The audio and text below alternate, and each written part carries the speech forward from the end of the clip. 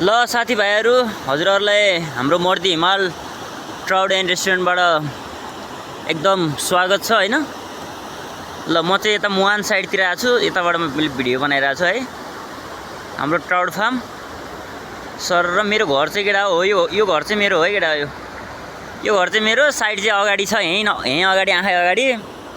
अब म चाहिँ यो कुलो आज चाहिँ हैन टक्कै स्पिकरमा गीत सुन्दै टक्क माछाको हेरविचार गर्ने। सर र यो पानी अलिकति कम आएर चाहिँ अब साइडमा डक्क खोला छ है। लगाए जब हाम्रो मर्दी हिमाल ट्राउट एन्ड रेस्टुरेन्टलाई एकदमै भाइरल बनाउनु पर्यो। हाम्रो एकजना दाइ चाहिँ यहाँ पारि डक्क घाँस काटिराख्नु भइज है। फेरि यो भनेको अब सहर पनि भन्दिनँ म, गाउँ पनि भन्दिनँ के हैन, यो चाहिँ एकदम हाम्रो बेटर ठाउँ हो। लगाए जब लुम्रे गाउँ पनि छ यहाँ माथि, म देखाइहाल्छु। अनि एउटा बब्बाल झरना पनि छ, म देखाइहाल्छु तपाईँहरूलाई।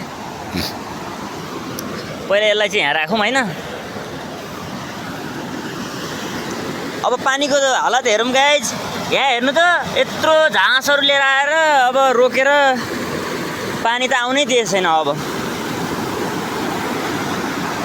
यहाँ यस्तो रोक्दे रहेछ, अनि कुलोमा पानी के जाओस्।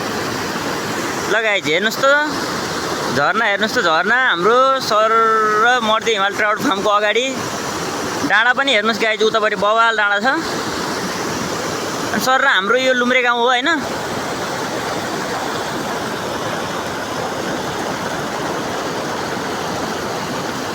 फलो गरेर जोडिनु होला, लाइक चाहिँ अवश्य गर्नु होला है त गाइज। ल